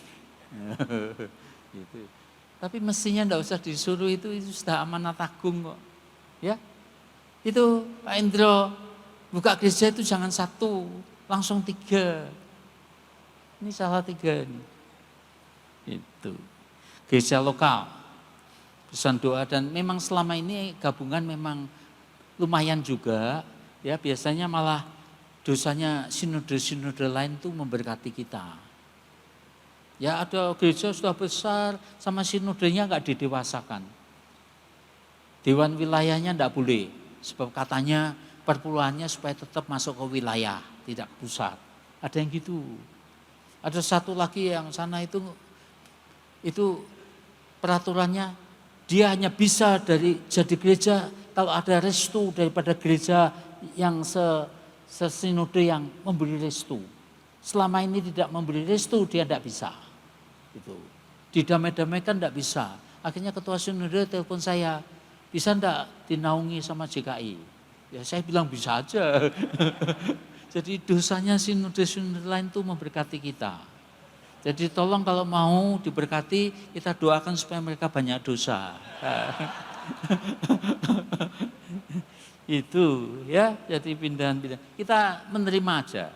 Ya percaya apa tidak, kemarin ada yang datang pada saya, Pak kami sudah siap. Ya malah ada yang bukan hanya 1-2 gereja, sekelompok. Malah saya ini hanya mikir, waduh sekelompok ini kan nanti sinode marah-marah pada kita gitu. Ya, jadi kita sih doa minta hikmat, kiranya yang paling bagus sebenarnya adalah masing-masing Anda buka gereja. Oke, pertanyaan, mari, laki. Yang ingin ngomong, mari. Angkat tangan. Yang mau bertanya, mau mengomentari boleh. Sejarah dan pandangan gereja JKI. Yang depan dulu ya Pak. Ya, dengan berdiri sebut nama dan gerejanya. Ya, terima kasih. Nama saya Ruben Pamuji Simanjuntak dari JKI Pemulihan Lampung. Saya hanya ingin menanggapi apa tadi pernyataan Pak Adi. Yang pertama, bingung tadi kan buat namanya. Ya, kita juga selama ini kalau nama gereja Jemaat Kristen Indonesia itu sepertinya bukan karismatik. Berapa kali saya kalau ngobrol sama GKI katanya, dianggapnya seperti Protestan. Kenapa enggak dulu jemaat karismatik gitu ya. Jadi maksudnya sehingga kadang kita dianggapnya seperti Protestan. Nah, maka pertanyaan saya juga kemarin itu, kenapa banyak gereja-gereja teman-teman kita JKI enggak ikut Mennonite itu? Nah, maksud saya kenapa tetap harus masuk Mennonite gitu? Kenapa enggak otonom saja gitu? Mungkin itu. Dan satu lagi pernyataan Pak Adi tadi bilang, kami keluarga miskin gitu. Tapi kok bisa sekolahin dokter? Kayaknya nggak masuk akal. Itu mungkin pertanyaan saya. Pak Adi tadi bilang, kami di Bangsri keluarga miskin. Tapi kalau kita sekarang kan biasanya keluarga yang bisa menyekolahkan anak kedokteran itu kan ya termasuk di atas rata-rata. Mungkin ya menanggapi itu saja. Terima kasih. Jadi 2 pertanyaan. Yang pertama, kenapa kita tidak otonom aja? Kenapa tidak lepas? Sudah terlanjur dari lahirnya begitu. Di Bangsri itu tidak ada gereja lain kecuali Mennonite, GKMI. Jadi tidak ada bayangan untuk mendirikan gereja sendiri. Toh juga tidak ada ruginya. Nanti tahun depan pertemuan Mennonite itu ada di Jerman. Jadi sekaligus saya ngomongnya sambil jalan-jalan lah ke Jerman, ikut konferensinya, gitu kan? Ya, kenapa mesti harus keluar lagi, tidak ada apa-apa. Toh di situ juga tidak ada ikatan apa-apa. Kita semua mandiri, bebas, dan kita juga keuangan tidak pernah bergantung. Malah kita ini bayar iuran. Iurannya World Mennonite Conference itu lumayan banyak. Setahun 4.700 yang kita berikan selama 3 tahun yang lampau. Yang ini malah karena kita ada proyek, masih ada utang dan sebagainya, saya bilang pada Lili anak saya yang menjadi representatif, kasih aja 2.500 per tahun. Jadi sebentar lagi kita harus bayar 7.500 untuk 3 tahun. 2023, 24 dan 25 itu. Ya sudah untuk bantuan gitu. Ya. Itu Pak. Kalau pribadi keluarga saya, karena kita miskin, kita ini keluarga pejuang. Kakak saya itu sambil sekolah, jualan kalender. Sepeda saya pertama dapat bisa naik sepeda, itu dari kakak saya. Itu. Dan begitu kakak saya satunya yang jadi hakim itu, ya sambil jadi hakim kan gajinya kecil. Dia itu juga dagang, jualan ini, jualan itu gitu. Itu jadi ada uang nyekolahkan adik. Saya bersyukur bahwa kakak mau nyekolahkan adik. Biasanya sih anak yang disekolahkan tidak adik. Dan adik saya sekarang jadi dokter di Ungaran, Timotius, cukup terkenal tuh. Ya, itu mungkin orang Bangsri pertama yang bisa sekolah kedokteran di Jerman. Itu semua kita bangga. Papa saya tidak pernah, mama saya tidak pernah sekolah, papa saya tidak pernah ke luar negeri. Zaman dulu tidak ada WA, tidak ada apa-apa, dapat surat itu kalau dapat surat dari Jerman, hatinya senang bangga, bacanya di rumah tetangga. Keras-keras lagi, supaya didengar. Itu memang betul begitu, ya. Tapi kita sudah generasi berikut, ekonomi sudah jauh lebih baik, gitu, sampai hari ini. Ya, jadi tolong teman-teman, anak-anak pendeta disekolahkan dengan baik. Kalau enggak saya tak kasih tahu lah. Kita dari sinode juga kalau ada anak pendeta sekolah kedokteran juga kita juga ikut senang. Ya toh? Saya ikut sedih kalau ada anak pendeta enggak bisa sekolah gara-gara enggak punya uang. Salah satu nasar saya itu kiranya tidak ada anak pendeta JKI gagal sekolah gara-gara enggak punya uang. Kita mau bantu sebisa-bisanya. Walaupun bantuan kita enggak sempurna. Ya. Ada satu dulu, ya, sekian tahun yang lalu anak pendeta, ini Pak anak saya ini mau sekolah kedokteran. Kedokteran itu Maranatha itu mungkin sekarang 200-300 juta uang pangkalnya awal itu. Tinggi sih memang betul. Gitu. Dulu kita pernah mau bantu anak pendeta satu gitu, ya saya malah paksakan sebenarnya. Udahlah enggak bisa bantu puluhan, satu mestinya bisa gitu. Tapi saya lihat, saya tanya pada bendahara, ternyata gereja ini enggak pernah memberi perpuluhan. Sampai saya tanya, kamu kok enggak, gerejamu kok enggak memberi perpuluhan, kenapa?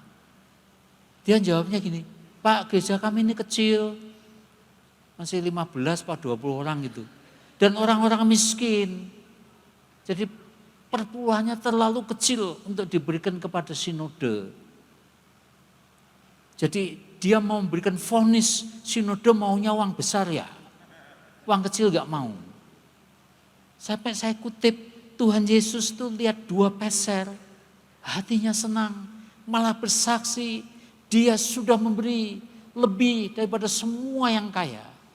Bukan soal nominalnya. Jadi saya sedih tidak punya alasan cukup untuk menolong anaknya sekolah kedokteran. Karena tidak pernah memberi perpuluhan. Alasannya apa?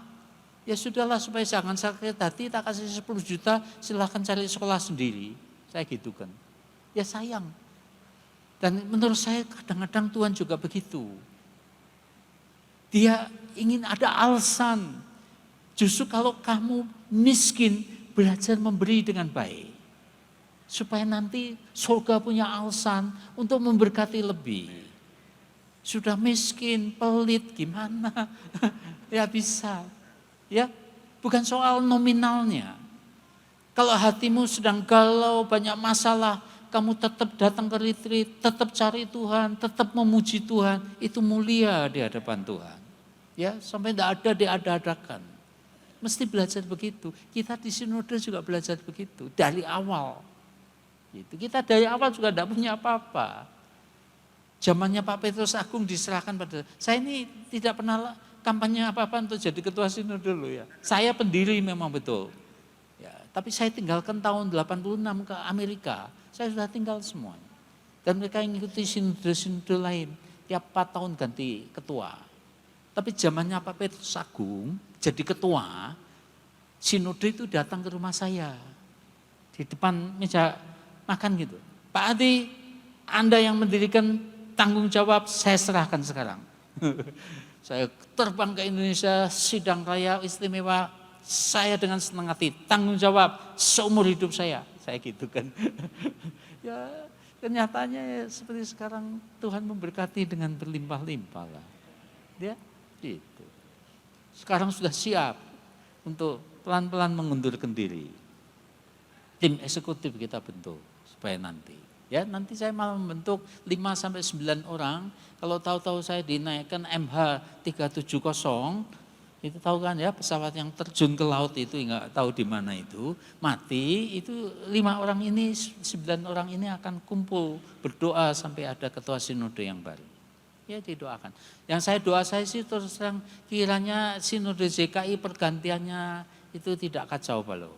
Tidak seperti beberapa sinode lain, generasi kedua sudah hancur. Kiranya sampai Tuhan Yesus datang tetap. Ya, dan Anda jangan takut apa-apa, karena kita dari awal mendesain otonomi daripada gereja masing-masing itu cukup kuat. Tidak akan Anda dirusuhin apa-apa. Dan saya hanya minta kalau beli properti, beli rumah, beli gedung gereja, dan punya perusahaan, GPCC itu 8 perusahaan di bawahnya. Ya, saya nggak tahu perusahaan apa aja. Dan sampai hari ini termasuk GPCC itu pemberiannya persepuluhannya itu sangat teliti. Sampai angka terakhir pun diberikan. Itu mungkin kolektor sekolah minggunya pun persepuluhnya diberikan sampai hari ini. Ya itu saya menghargai integritas mereka. Makanya Pak Jeffrey Rahmat itu nulisnya buku Permainan Cantik. Bukan goalnya aja, tapi cara bermainnya juga bagus. Ya kiranya Anda kalian juga sama. Ya kalau yang di kota ya niru-niru aja supaya cepat pergerakannya. Jelas? Siapa lagi? Mari Pak. Siapa lagi? Ya keras-keras Pak.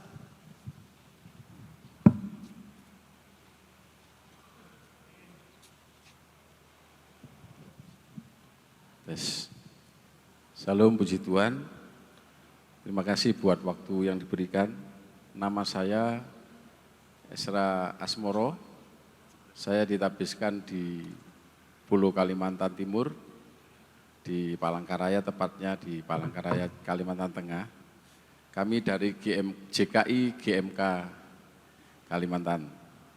Ya, puji Tuhan, di tahun waktu COVID kedua, saya hijrah ke Malang, Jawa Timur. Dan singkat ceritanya, saya ketemu dengan salah satu teman saya dulu waktu belum bertobat, namanya Khairul Anwar, preman dulunya, tapi dia dulu stay di Bali. Dan saya bertemu, kemudian dia bertobat, singkat ceritanya, mengajak saya penginjilan di Malang Selatan. Dan singkat ceritanya, disitulah Tuhan mulai bawa kembali penginjilan, api penginjilan yang dulu saya sempat perintisan di Kalimantan Timur. Dan di Malang Selatan terjadi sempat, mungkin saudara-saudara sudah banyak melihat di viral 3 desa yang bertobat atau murtad dari Islam gitu. Jadi dari kegerakan itu sekali, kemudian teman saya ini langsung pergi, ya dia jual semua gambar-gambar atau video itulah. Saya sampai sekarang ada di sana, merawat mereka, karena mereka kenal dengan saya, karena saya waktu itu kalau suruh mereka baptis itu, kalau kamu sakit, kamu adus, kamu sembuh. Dan Tuhan mendengar perkataan itu.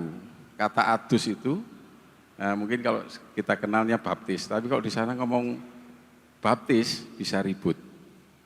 Singkat ceritanya Tuhan lawat desa, 3 desa itu, namanya Desa Pujiharjo, Desa Lenggoksono, dan Wediawu.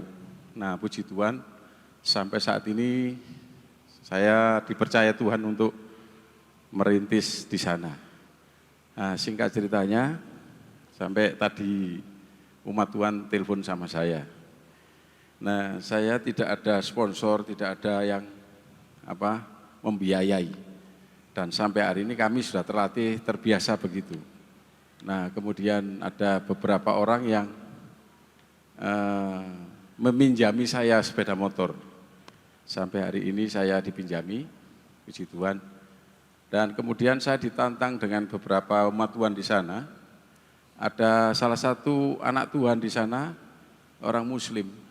Dia bilang sama saya, Pak, beli aja rumah kami ini. Ada 4 kamar dan 3 kamar mandi. Ukurannya 9 kali 12. Tanahnya sekitar 17 kali 25. Dia suruh beli saya 200 juta. Dan ada beberapa anak Tuhan di situ yang kami layani. Kalau Bapak beli itu, nanti untuk tempat kita ngumpul di situ lebih enak Pak, daripada dari rumah ke rumah. Karena saya beberapa kali dipanggil di kantor desa, terus alim ulama juga gereja GKJW yang 7 majelis, kami sudah hadapi. Tapi puji Tuhan, pas 7 majelis itu manggil saya, dan puji Tuhannya istrinya kena kanker, dan hari itu kita doakan, Tuhan lawat buat mukjizat, dan kami tidak ditentang sampai hari ini. Jadi orang umat Tuhan yang Muslim sampai hari ini saya dari rumah ke rumah saja. Kami belum punya tempat, tapi kalau tidur saya sendiri, mereka welcome. Saya tinggal tidur di rumah siapa aja saya bisa. Nah puji Tuhan aparat desa semuanya sudah kenal saya. Dan di 3 desa itu sudah hampir semua kenal saya. Karena dari awal memang itu sempat jadi kontroversial di media sosial. Nah puji Tuhan, pertanyaan saya sampai hari ini, ya dari beberapa kesaksian dari Bapak Adi, Ketua Sinode kita, saya sebenarnya salah satu adik dari Pak Yeremia Arim almarhum. Jadi alma mater saya dulu. Ya puji Tuhan, saya bertanya, kalau tadi dari beberapa hal yang sudah disampaikan ini, ya saya sudah aktif hadir terus di setiap acara retreat. Cuman saya enggak pernah ngomong, baru kali ini saya didorong Tuhan untuk ngomong. Puji Tuhan. Oke. Dari Jumat besok sudah selesai, ini malam terakhir. Dan Sabtu saya dengan Pak Edi akan ke Surabaya karena ada beberapa pelayanan. Dan juga langsung hari Rabunya pergi ke Batu Malang, ada pelayanan di sana. Ya, kalau Anda memang rumahnya Malang, siapa tahu kita bisa nengok-nengok juga. Ya, tolong hubungi Ibu Rika di situ, korwil kita, dan hubungi Pak Edi, siapa tahu bisa lihat mampir. Ya, minimal tidak bisa bantu pun bisa mendoakan tanah itu yang 17 meter kali berapa tadi 25, ya toh. Apalagi kalau saya ngomong gini langsung di antara kita nanti sebelum retreat langsung ngasih uang saku 200 juta. Nanti saya bawa ke sana. Oke, terima kasih Pak. Itu. Ya, saya tetap sih tidak apa-apa bahwa cerita bahwa didoakan memang kita baik sinode maupun gereja lain itu tidak sempurna bantuannya. Saya tahu ada beberapa yang sampai ke Sumba, pergi ke Minahasa untuk bantu sana sini ada. Kita ada persekutuan para notaris juga yang tiap tahun pergi ke 1-2 tempat untuk bantu sana sini. Ya, tapi itu mereka. Kita batasi 2 lagi, itu terakhir, sekarang sudah 5:30, jadi nanti kita ada waktu untuk berdoa bersama sebelum selesai. Masih ada yang ingin ngomong, to the point ya, supaya apa yang mau ditanyakan, apa yang mau disampaikan. Terima kasih. Perkenalkan, nama saya Pendeta Rubenson Segah, asli orang Dayak, Kalimantan Tengah. Dan istri saya juga orang Dayak, kami pelayanan di Kabupaten Katingan, Kecamatan Katingan Hulu. Dan puji Tuhan, kami bergabung dengan JKI sudah 3 tahun, puji Tuhan. Di tahun 2024 ini kami bisa ada di tempat ini, itu semua karena kemurahan Tuhan. Saya berterima kasih, saya terberkati tadi Pak Ketua Sinode berkata bahwa walaupun dengan kekurangan kita boleh ada di tempat ini mengikuti kegiatan, itu hal yang mulia.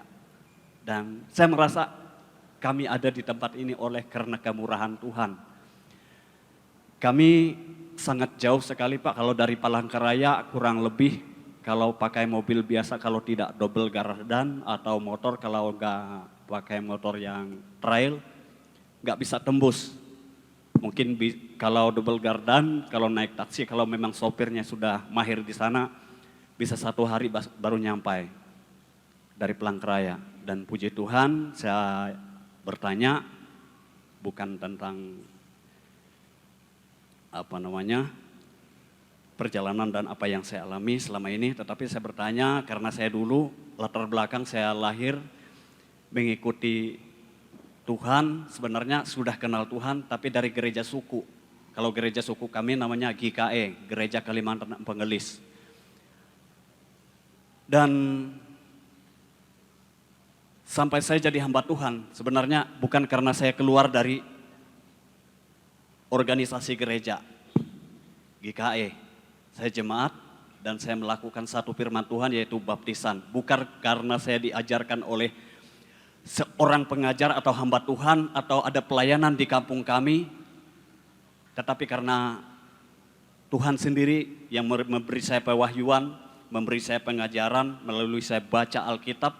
Dan saya melakukan baptisan air, diselamkan dan saya dikatakan sesat. Dan karena saya diselamkan dan saya dikeluarkan dan saya bergabung dengan gereja GPDI. Dan puji Tuhan, terus terang kalau bergabung dengan gereja GPDI sebenarnya kita bukan karena pilihan kita mengikuti suatu organisasi itu yang paling utama bukan.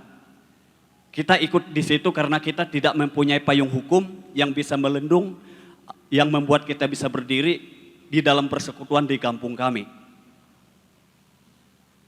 Terus terang kalau sebenarnya kalau ada organisasi waktu itu bisa pelayanan, bisa ada persekutuan, tanpa organisasi saya akan jalan. Yang penting pondasinya kebenaran firman Tuhan, yaitu Alkitab.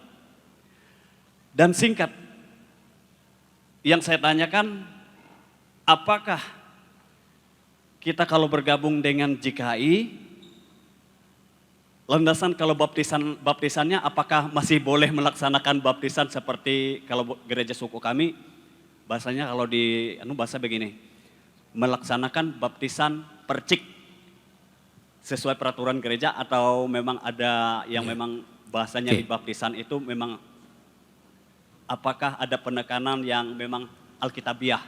Cuma itu yang saya tanya kapan. Ini terakhir Tuhan ya, berkati. sampai ketemu lain kali. Saya sendiri mau sekaligus sedikit tuh soal baptisan percik dan baptisan selam. Itu, jadi kita baptisan selam. Untuk kasus-kasus tertentu, cara baptisan sendiri tidak boleh dipegang secara mutlak sehingga orang sudah koma, mau mati, mau dibaptiskan, dikeluarkan dari rumah sakit, ditenggelamkan. Mati langsung dia. Ya. Tentu dalam keadaan tertentu kita baptis percik. Saya juga baptiskan orang dengan percik, khususnya orang tua yang sudah di rumah sakit dan sebagainya. Ya. Dan bahkan Tuhan Yesus sendiri, orang yang di sebelahnya disalib itu malah Tuhan tidak suruh dibaptis. Gitu? Langsung diterima di Taman Firdaus sama Tuhan. Belum dibaptis dia. Ya, jadi bukan soal baptisnya, melainkan hatinya terima Yesus. Gitu. Saya sendiri juga dulu di gereja yang lama, saya sudah terima baptisan percik. Gitu. Bertahun-tahun di GKI setelah berdiri itu saya baptisan orang dengan selam. Dan 1-2 teman dekat yang tahu saya kadang-kadang tanya, Pak Adi belum baptis selam, gitu dipertanyakan itu. Saya biasanya bantah, saya sudah dibaptis dalam nama Bapa, Putra, Roh Kudus, hanya kurang nyelamnya. Selam saya menyelam, ya, tapi jangan dibaptis lagi. Itu prinsip saya waktu itu, ya, itu bertahun-tahun itu. Satu hari saya baca kitab suci sendiri, makanya bukan apa-apa melainkan itu tadi, seperti Anda itu belajar firman sendiri langsung tanpa orang ngajari baptis selam. Gitu. Saya ini baca Tuhan Yesus itu datang ke Yohanes minta dibaptis. Baptis itu kan untuk orang berdosa, selamkan, bangkit, gitu kan, tinggalkan dosanya. Tuhan Yesus minta dibaptis, lalu Yohanes ya bilang, loh apa enggak keliru? Tuhan baptis aku, masa aku baptis Tuhan? Dan Tuhan kok minta dibaptis itu dari dosa apa? Apa Tuhan memang mengaku dirinya dosa? Enggak. Dia hanya bilang ya untuklah menggenapi seluruh kehendak Bapa. Dia ngomongnya gitu. Jadi kehendak Bapa bagi Tuhan Yesus itu bukan mempertahankan aku tidak orang berdosa, karena itu aku tidak usah dibaptis, bukan itu. Kehendak Bapa, menggenapi kehendak Bapa bagi Tuhan Yesus itu, sekalipun dia tidak dosa, tidak pernah punya dosa, tapi dia mengidentifikasikan diri, menyatukan diri seperti orang berdosa yang dia layani. Biar aku dianggap berdosa tidak apa-apa, aku yang menanggung, aku yang masuk ke kayu salib, gitu loh. Itu Tuhan Yesus. Jadi tolong kalau melayani, identifikasikan dirimu seperti orang yang dilayani. Ya, supaya pelayanan berhasil, menyatukan diri. Pada orang miskin seperti kamulah yang miskin, pada orang sakit seperti kamulah yang sakit. Sehingga Anda bisa ikut merasakan, sehingga pertolongan Anda, pelayanan Anda itu lebih masuk. Saya tidak mau. Saya sudah dibaptis, ngapain mesti harus baptis lagi? Sekalipun saya membaptiskan dengan selam. Waktu saya baca itu, saya bertobat. Saya maulah Saya bilang istri saya juga dari GKI, jadi baptisnya juga pecik. Bahkan seperti dia itu mungkin baptisnya pada waktu bayi, hanya mengaku iman pada waktu sudah dewasa. Gitu. Jadi kami bertobat, kami mau. Cuma waktu itu saya berdoanya saya tambahi, Tuhan saya mau baptis Islam. Tapi sekalian aja Tuhan, di Sungai Yordan, saya bilang gitu. Itu betul itu. Itu di Amerika itu saya. Itu dalam waktu 1 minggu, Tuhan kasih mujizat, ada orang kasih saya cash $5.000. Jadi saya langsung ikut tim Amerika yang ada, kan sana banyak yang pergi ke Holy Land itu. Saya ikut. Kami hanya satu-satunya berdua yang dari Indonesia. Dan mereka juga betul-betul ada upacara baptisan di Sungai Yordan. Tinggal kita sewa jubahnya aja berapa dolar itu di situ. Jadi dibaptis sana. Itu ceritanya begitu. Ya. Jadi kita tidak mengukui tentang soal cara baptis atau kita harus dibaptis. Paulus sendiri berkata, aku tidak dipanggil untuk membaptiskan orang, melainkan memberitakan Injil. Ya, tapi kita memang membaptiskan orang dengan selam. Menurut saya itu yang memang menurut saya yang paling kelihatannya paling alkitabiah. Kalau memang baptisnya pecik, Tuhan Yesus tidak usah ke Sungai Yordan, di mana-mana ada. Orang sida-sida dalam Kisah Para Rasul itu begitu dilihat ada banyak air turun dari keretanya. Apa yang mengendalikan aku untuk dibaptis? Ini ada danau, ini ada sungai, jadi turun dibaptis. Kalau hanya percik, di kereta pun sudah ada air. Jadi kalau bisa memungkinkan untuk baptis Islam, baptis Islam. Kita di Amerika juga memberi kesempatan kalau saudara dulunya baptis percik dan hatimu ingin supaya Anda ambil keputusan untuk dibaptis Islam, kita Islam. Kita sediakan tempatnya. Jelas gitu ya Pak. Cuma yang penting kita jangan pernah menghakimi mereka yang dibaptis pecik. Jangan pernah bilang baptis pecik tidak sah. Di surga nanti dapatnya gubuk kecil. Jangan. Ya, kita jangan menghakimi supaya kita tidak dihakimi. Jelas gitu ya?